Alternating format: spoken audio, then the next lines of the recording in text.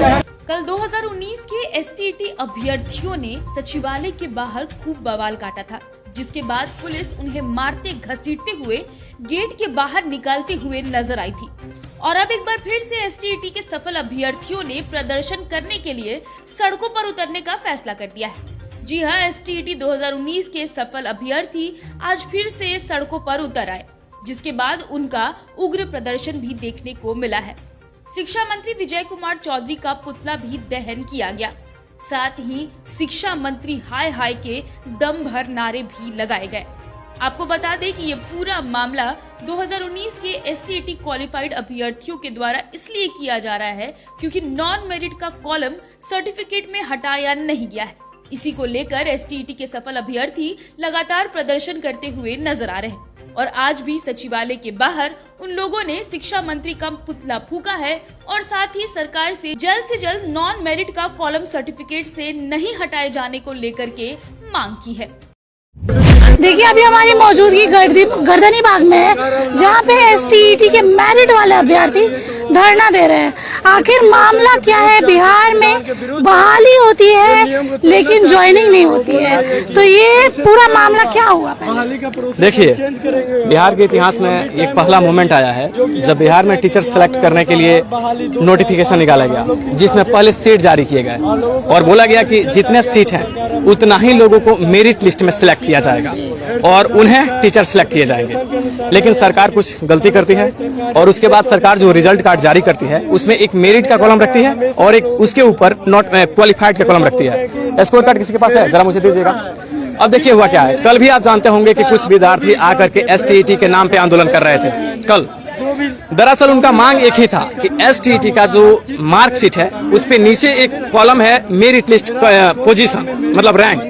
उनका कहना था कि इस कॉलम को आप हटा दो, मेरिट के कॉलम को हटा दो, बाकी सब कुछ रहने दो। उनका मांग सिर्फ यही था। और मैंने आपको कहा कि इतिहास में पहली बार हुआ है कि सीट बराबर रिजल्ट दिए गए और मेरिट लिस्ट बनाए गए, और वही सीट बराबर जो रिजल्ट थे मेरिट का वही वो कॉलम है। अब सीट बराबर जो ये कॉलम है मेरिट का, इन लोगों का कहना है कि इसी कॉलम को हटा दो। ध्यान दीजिएगा, उनका मांग है कि इस कॉलम को हटा दो।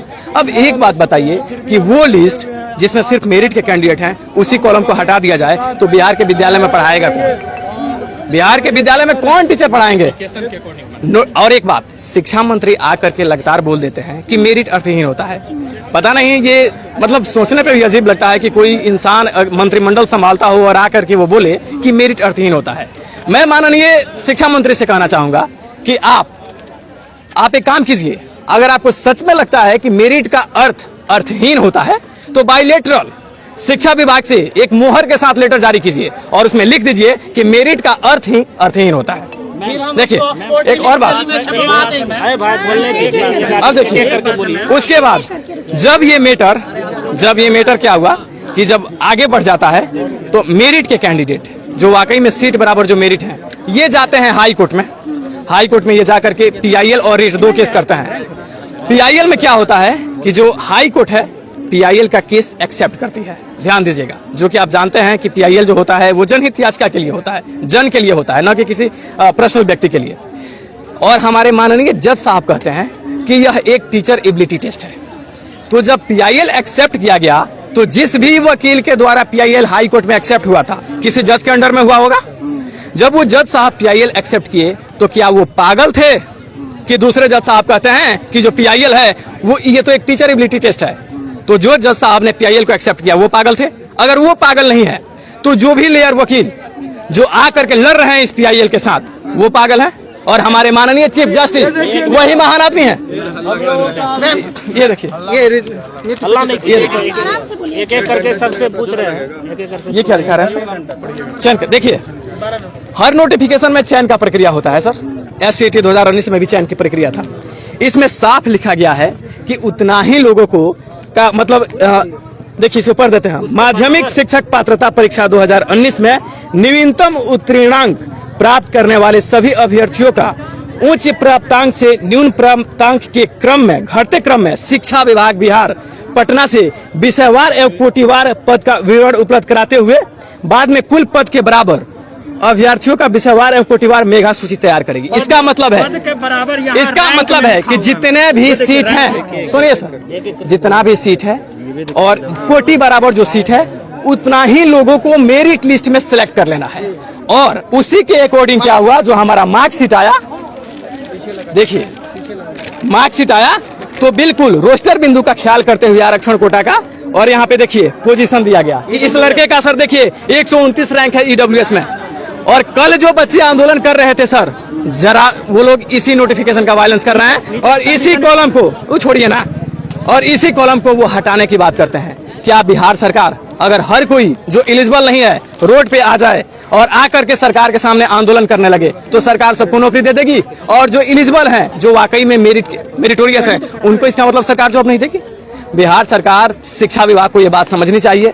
आप अपने मौखिक बातों से चाहे कुछ भी बोल दो, लेकिन आप बायलैटरल जो प्रोसेस आगे बढ़ाते हो आपको वो फॉलो करना होगा। आप नोटिफिकेशन जो जारी किए हैं आपको करना होगा। मेरिट के जितने भी कैंडिडेट हैं, अगर आप सुन लो शिक्षा मंत्री जी, मेरिट का एक भी कैंडिडेट का सिलेक्शन नहीं हुआ तो आप सोच नहीं सकते कि मेरिट में आने वाला कैंडिडेट अगर यहाँ आ सकता है आज, तो कल आपको कहीं भी ले जा सकता है। इतना आप ध्यान रखिए।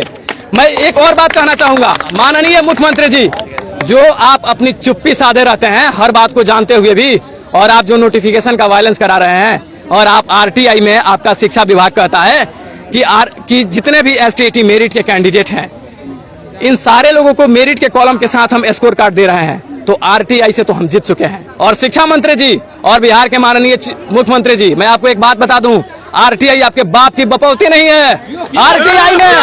आरटीआई में जो चीज हमें जानकारी मिला है, ये हमारा फंडामेंटल राइट है, और फंडामेंटल राइट में मैं आपको बता दूं, ये फंडामेंटल राइट जो हमारा मौलिक अधिकार है, इसके एक कॉलम के साथ हम डायरेक्ट सुप्रीम कोर्ट भी जा सकते हैं। अगर आपने नोटिफिकेशन में थोड़ी सी भी अब छेड़छाड़ कर दी, हम लोग अभी तक शालीनता के साथ सोच रहे थे कि चलो भाई तुम ऑल क्वालिफाइड मान रहे हो तो मानो, हमें कोई दिक्कत नहीं है।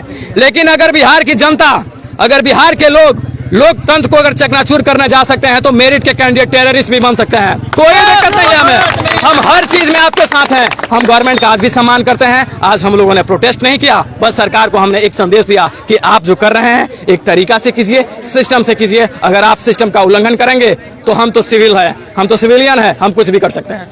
देखिए, बिहार में बहाली सवाल और ज्वाइनिंग पे हमेशा सवाल उठते रहे। अभी जो यहाँ पे स्टूडेंट है ये एसटीईटी के मेरिट वाले स्टूडेंट है, और क्या दिक्कत क्या आ रही है आपको? दिक्कत जो विज्ञापन है PR 373 उसका उल्लंघन सरकार कर रही है। PR 373 में सीट के अकॉर्डिंग रिजल्ट देना था, और सीट रिजल्ट ज़्यादा सरकार दे देती है। उसमें मेरिट और नॉन मेरिट होता है, तो मेरिट वाले स्टूडेंट के लिए ही रिजल्ट जो है यह रिक्ति है, और वह वैकेंसी नॉन मेरिट को नियोजन इकाई में धकेल के जो फाइल है अकॉर्डिंग टू नोटिफिकेशन, और उसको भी हम लोग को नियोजन इकाई में धक्के खाने के लिए भेजना चाह रही है, जो कि सरासर गलत है। और मेरिट जो सर्टिफिकेट जारी हुआ है उसके पीछे में स्पष्ट लिखा हुआ है कि merit is prepared on the basis of available vacancy subject wise के वैकेंसी के आधार पे वह मेरिट किया गया। यही मैम सर्टिफिकेट में एज इट इज छपा हुआ है। सर्टिफिकेट इज लीगली वैलिड, इसमें लिखा हुआ प्रोविजनल, लेकिन वो सर्टिफिकेट जो छप के मेरे डीओ कार्यालय में है वो वैलिड है, तो उसमें क्लियरली यही सब चीज लिखा हुआ है, इंक्लूडिंग रैंक। अब अगर किसी भी प्रक्रिया में अगर मेरिट बन गया, उसके आगे का चरण क्या होगा? सिंपल सी बात है, नियुक्ति। यहाँ पर लिखा, पहले तो नॉन मेरिट की डेफिनेशन समझिए। Everyone who is outside the vacancy is non merit. यहाँ क्लियरली लिखा है merit list prepared on the subject wise and category wise available vacancies, तो वो सारे नॉन मेरिट। पहले ये डेफिनेशन समझ लीजिए, उन लोग का इस पे हक नहीं है। हाँ, उन लोग को थोड़ा सा बाद में मान लीजिए करवा सकते, तो हम लोग का सीट पे उनका कुछ नहीं है। हम लोग का यही मांग है कि भाई हम लोग मैम एक ही बात करना चाहते हैं, सिंपल सी लैंग्वेज में। हम लोग सिंपल विज्ञापन के अनुसार मेरिट में आए हैं, और जितने मेरिट कैंडिडेट ज्वाइनिंग मांग रहे हैं, बस हम लोग का ज्वाइनिंग किया जाए और कुछ नहीं। हम लोग एक भी विज्ञापन में है, हम लोग विज्ञापन के अनुसार हम लोग मेरिट में हैं, और हम जितने भी मेरिट वाले 30,675 लड़के हैं सबकी नियुक्ति कीजिए। शिक्षा मंत्री जी, माननीय मुख्यमंत्री जी से निवेदन है। ये रिजल्ट 2019 में आया है ना? नहीं, रिजल्ट तो 22 में है, 21 में है, तो विज्ञापन 19 में आया था, नोटिफिकेशन 19 में आया था। तो नोटिफिकेशन के अनुसार हम सब लोग कहा गया था कि जितनी सीट है कोटिवार विषयवार उतनी ही रिक्ति के अनुसार आप लोगों को सिलेक्ट करना है, तो उतने हम सिलेक्शन के अनुसार प्रोसेस में हम लोग मेरिट में आ गए। जब हम लोग मेरिट में आ गए तो शिक्षा मंत्री का क्या बयान आता है 26 जून को कि जो मेरिट में लड़के हैं जो नॉन मेरिट में लड़के हैं दोनों बराबर हैं। भारत में और पूरे विश्व में ऐसा कौन सा संविधान में लिखा है कि 70 नंबर लगाने वाला नॉन मेरिट और 140 नंबर 130 नंबर लाने वाला मेरिट वाला लड़का दोनों बराबर कैसे हो जाएगा? मैं गलत यदि मैं बोल रहा हूँ? घोड़ा गधा एक कभी नहीं हो सकता, कभी नहीं हो सकता है। मैं वो लोग घोड़ा है, सॉरी गधा है, फेलहा है, उसको नॉन मेरिट नहीं कहिए, वो फेलहा है। अब वो लायक वो लोग है, डिस्क्वालीफाई वो लोग होगा कोर्ट से। वो लोग भी देखिए कैसे। आनंद किशोर का मैम लेटर आया हुआ है, लेटर में साफ लिखे थे कि जो मेरिट में लड़के हैं हटाने का किसी का अधिकार नहीं है, नहीं हटेगा। वो लोग जो कल जो शरारती लोग कर रहे थे उसको तो FIR करके जेल डालना चाहिए ऐसे लोगों को। इलीगल चीज है, इलीगल के लिए आप रोड पे आ रहे हैं और लीगल हम लोग हैं तो हम लोग का कोई बात नहीं सुन रहा है। शिक्षा मंत्री या कोई भी हम लोगों की बातें सुनी नहीं जा रही है। मैम हम लोग कहाँ जाएं?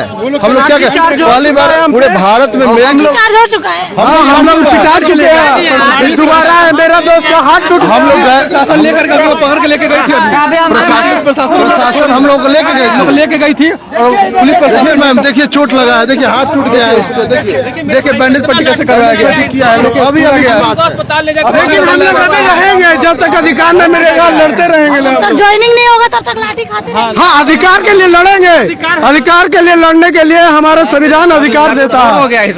हम लोग पिटाते रहेंगे हमेशा। तो आपने देखा किस तरीके से STET के मेरिट वाले अभ्यर्थियों ने अपनी बातें रखी हैं।